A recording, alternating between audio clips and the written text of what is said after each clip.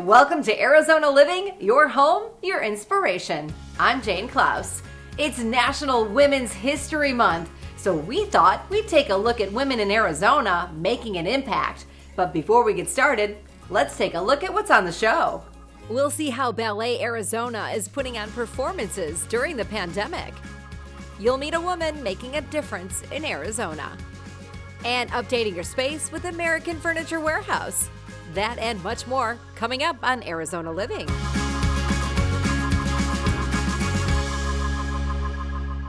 There are a lot of impressive and empowering women here in Arizona, and the book 48 Arizona Women features many of them. So joining us to talk about the project is the committee chair, Connie Robinson. Hey, Connie. Hi there. How are you today? Fantastic. Thank you so much for joining us today. I'm really excited about this project. So let's take things back to the book, 48 Arizona Women. You launched the project during Arizona's centennial. Why was it important to highlight these women? You know, Jane, women, we learned, are doing and were doing remarkable work that they weren't being necessarily recognized for. Women who were well known throughout the valley and the state, and women who no one had ever heard of, who were really transforming lives and changing communities with their passion, with their love, with the work that they were doing. So we felt that it would be just quite fitting to tie that into the centennial and celebrate these women. Yeah, I mean, and such amazing women featured in the book. What was the response that you got when the book was released? It was absolutely exciting. In fact, it was really, truly remarkable, the response that we got locally and from our neighboring states. In that book, there were women who have contributed mightily. Some of the names: Jeannie Herberger, who is a philanthropist and supports the arts in our community, to Delphine Rodriguez from the San Carlos Apache tribe, who is a pastor who ministers to incarcerated women all on her own. And then you had former Glendale Mayor Elaine Scruggs, who's not only her civic leadership, but also her leading women and divining professional women's organizations throughout the West Valley. Through Olivia McCormick in Bullhead City, who helped really develop Bullhead City as it continues to grow, all the way over to Lonnie Ali, who was instrumental in the Muhammad Ali Parkinson Center there at Barrow Neurological Institute. The work that these women were doing and are and continue to do has just shaped Arizona in a way that no one had known before. I mean, what a great idea. I have chills as you're talking about these women that are just so inspiring, and they just have given so much to the state of Arizona and the people of Arizona. And now you're embarking on a new decade of amazing women. What can we expect from this new release? What we've learned during this quiet time, during the quiet time of COVID, is that women continue to do incredible, remarkable work. But what we've seen is women in the trades. We're looking at women in aviation. We're looking at women in automotive. We're looking at women food chefs. We're looking at women in media. Not unlike before, we're going to, again, cover the four corners of Arizona and uncover the amazing work that women in these areas are doing. Fantastic. Okay, so let's talk about the criteria for nomination. The criteria for nomination really is you have to be an Arizona woman, but it's the achievements and the contributions that you've made with your work. It's work that women have done over and above just their careers, how they transform a life, change a community, and shape Arizona. But if somebody wants to nominate an amazing woman, what can they do? There will be a nomination process and a nomination form on the 48women.org website. And so all they have to do is answer those questions on that form and then submit that nomination form, and the steering committee will review those nominations and make their selection as we get into 2022. You've also teamed up with the Arizona Historical Society. Tell us about that partnership. The partnership with the Arizona Historical Society is very, very meaningful.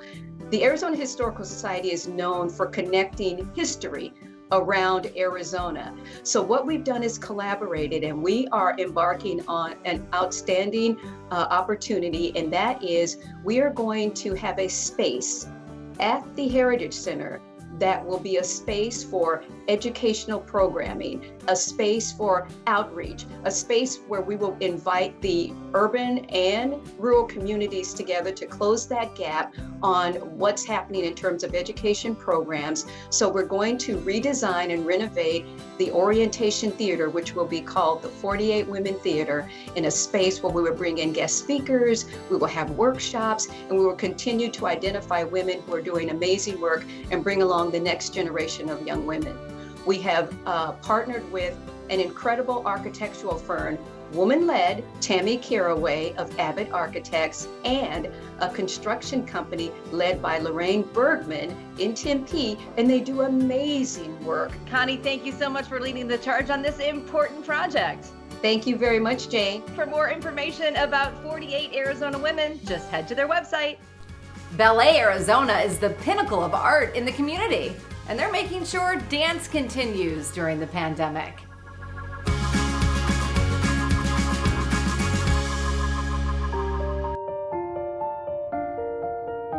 Ballet Arizona was founded in 1986. We were founded from the merger of 3 failing dance companies in the area. They thought, they would incorporate and become stronger together, and we've been on the rise ever since.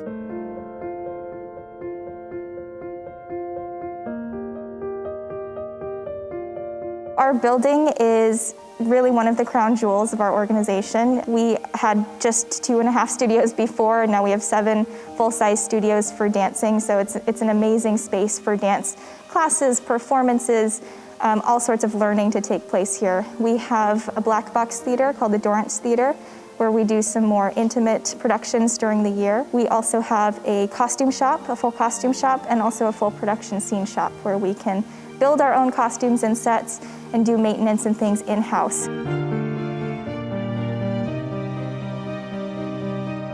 Ballet, it's the foundation of a lot of different dance styles. It teaches you the basics about how to coordinate and move your body gracefully, and how to use your body in new ways, grace, respect, how to comport yourself. Ballet was originally a court dance, and it was, even before that, just a court ritual, how to move about in the court with deference to the king, with deference to your peers, so that you were, never in direct contrast with that.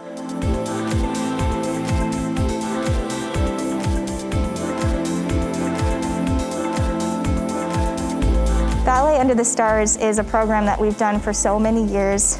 We started it back when we were in our very small strip mall studio, and it's a program where we travel out to parks around the valley and we present a full hour evening of professional dance in the parks for free for Arizonans. And this year, with the COVID-19 pandemic, we sort of had to transition a little bit and make sure that we could still serve the community with this wonderful program, but in a safe way. We had guests from all over the country attend, so it was really wonderful to be able to offer our Ballet Under the Stars program at such a wide level, because we've never been able to reach that many people before.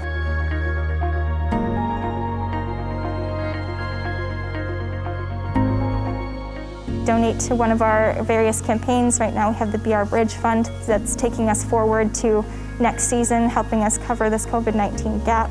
Even volunteering, if you can spare some time, if you want to get to know more about us, becoming a volunteer is a great way to support as well. It's really an art form that can transform people and show you who you are and what everything means to you. And so I think that that's really important for the community to know that dance and classical ballet is there to bring something out of you.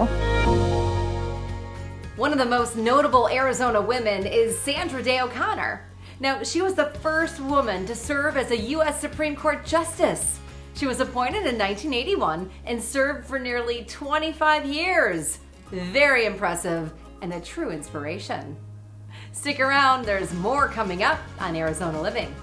We show you how one woman is creating a safe place for animals. And dealing with stress and anxiety can be challenging. We show you a place offering a lifeline.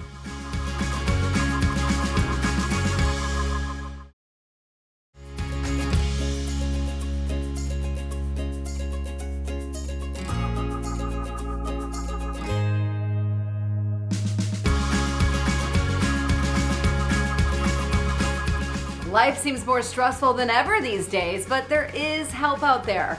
The counselors at Lifeline PCS can help you cope with all of life's challenges.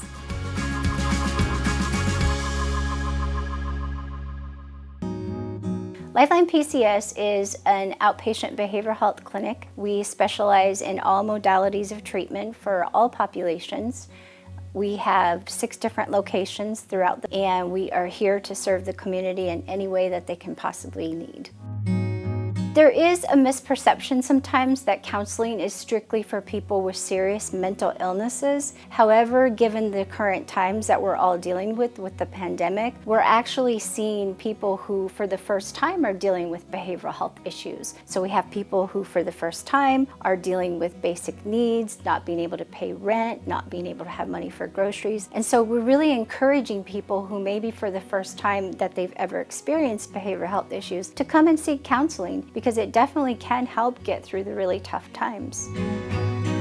The effect of COVID on counseling today has really made a big impact. My specialty is trauma, so kind of seeing it as this almost global trauma that everybody's had to go through, no matter the impact on people personally. You know, sometimes people are just impacted by the change in their environment or the requirement from work or having to stay home. There is a lot of different impacts of COVID, and people have come to see us for grief and loss, unfortunately, and kind of helping navigate through these difficult times. We were lucky enough to be really prepared to go forward with teletherapy, and even that, you know, it's great that we still get to stay connected with our clients and help learn from them. But there is a craving, I feel, from the community just for that personal interaction again and to be in office. And so there's always kind of this underlying frustration that people are grateful maybe that they get to connect or escape, but that frustration that it's still in the same, you know, maybe 4 walls that they've been in all day or for work. And I think the biggest impact is not everybody's home life is safe. Sometimes it adds stresses to stay home or to be in an environment where you feel like you can't divulge all the information you would in a safe, private setting in counseling. And so there's been a lot of challenges that we've just kind of been going through those stages with our clients, you know, grieving the frustration, being anger, kind of being in denial for some people, and helping to kind of move through that acceptance of where we are and what we can do.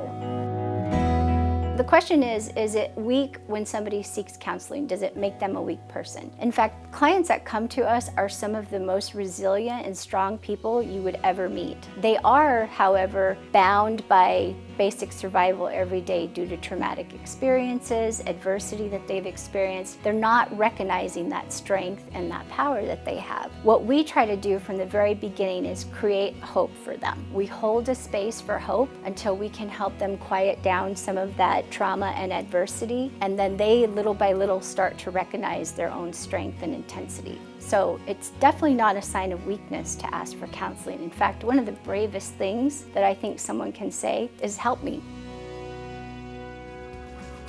Halo Animal Rescue was started by a mother and daughter who were looking for a way to help animals in Phoenix.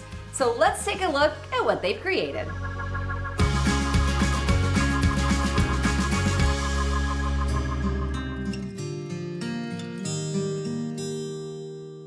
HALO is an acronym. It stands for Helping Animals Live On. And HALO is an organization that was started in 1994 by myself and my mother and a core group of volunteers after we learned about the pet homeless population issues that were going on in Phoenix.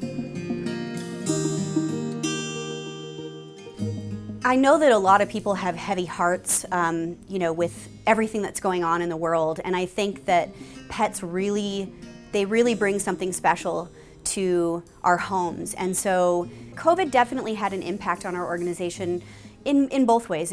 We had positive impacts because we had people that were reaching out wanting to adopt more animals, people that were home, working from home so they could foster when they couldn't before because they were in an office all day. And we also had donors come forward wanting to help. What do we need? We had to figure out how to operate differently, adoption by appointment, all these kinds of things, and figuring out how to help the people that were maybe losing their homes or losing their jobs and needed more assistance during that time. You know, the research shows that having animals in our lives benefits our personal health.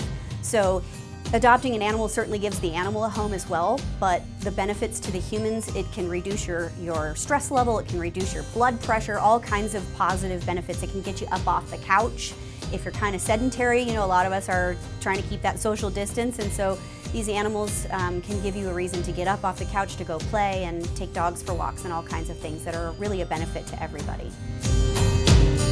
So this is Lulu. She is a young mother that was from one of our partner shelters in New Mexico. They actually asked us to take her, not realizing that she was pregnant, and the day before her transport they called and said, so she just gave birth to 4 babies, would you still take her? And so of course the answer is yes, and so now we have Lulu and her 4 daughters that will be going to foster with me at my house later today. So there's lots of ways for you to get involved. You can become a foster, you can volunteer at the shelter, you can volunteer from home, you can financially help us provide for these animals, whatever speaks to you.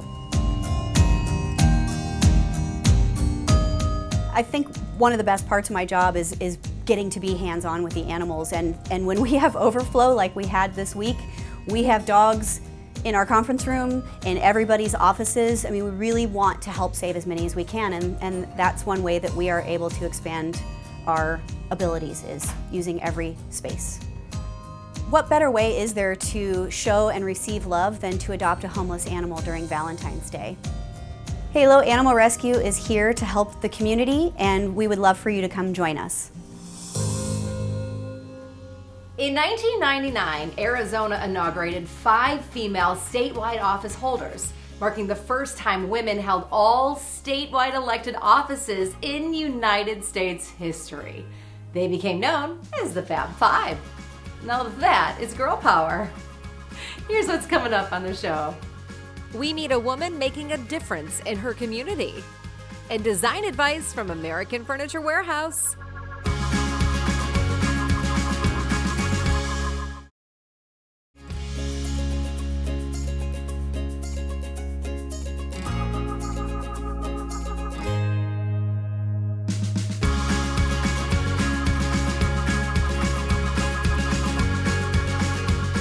A story now about a woman who took her own life's experiences and turned them into an organization to empower women.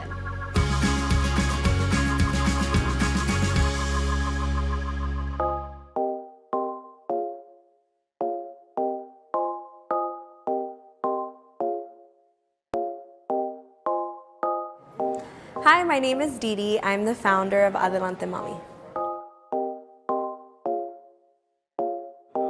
So I started Adelante Mami a little bit over a year ago. It first originated as an idea to help single moms, so hence the mommy. And I just figured, you know, why not extend it to all Latinas that are a little bit more progressive. We wanted to find a balance between holding on to our cultures and values that we were taught, but also being able to, pursue things in our generation and finding a good balance in between both.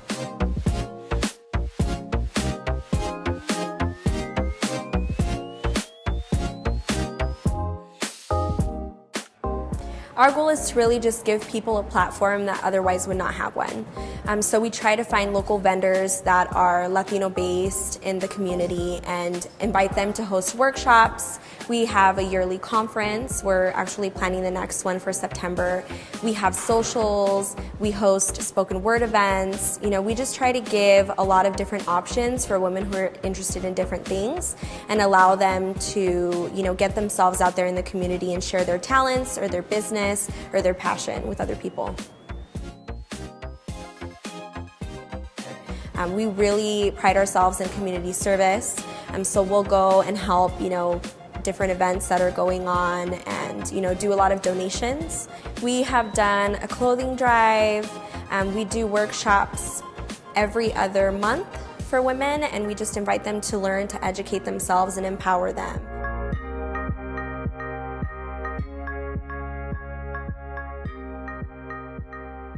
Adelante Mami is Latina based, but we invite, people of all colors, women of all colors to be a part of it.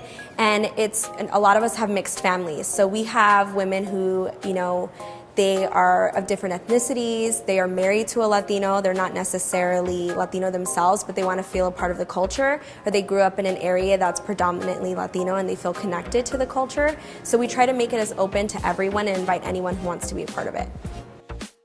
I think what's special about Adelante Mami is, a lot of people that are trying to get themselves out there in the community or pursue something, they feel like they have to fit a certain mold or, be in a professional platform. I think what's different about our organization is that it's very open and we make it fun and free-spirited so that anybody can come and they don't have to feel this pressure of being a certain way to be a part of it. So I think that's what sets us apart, and it just makes it really fun and to grow and learn at the same time, and just a free, open atmosphere. Don't go anywhere. There's still more to come on Arizona Living. We'll check in with the experts at American Furniture Warehouse for some design advice.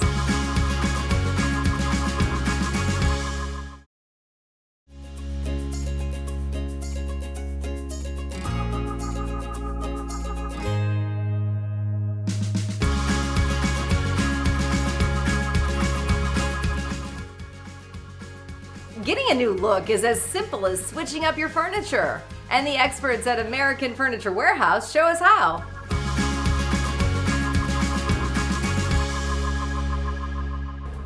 At American Furniture Warehouse, creating a modern space on a budget is easy with our huge selection of furniture and accessories.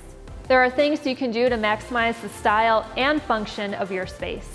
So here's the thing, style doesn't have to cost a fortune. We were able to design this small space room for under $2,000. Here, we've decided to go with a monochromatic look that's accented by pops of yellow and gold. This sectional with shades maximizes seating and comfort without overwhelming the room. And just like with any small space, storage is key. By pairing coordinating bookshelves with the simple and clean furniture in the room, we're able to create a look that is unique and quite contemporary. Finally, what brings this room all together are the pops of yellow and gold throughout the space. The yellow accents in the rug draw your eye to the yellow chair, and the gold accessories give the space a curated look. As always, you can find everything in this room and more at American Furniture Warehouse. Thank you for joining us. I'm Jane Klaus, and I'll see you next time on Arizona Living, your home, your inspiration, where we help you create an inspired life.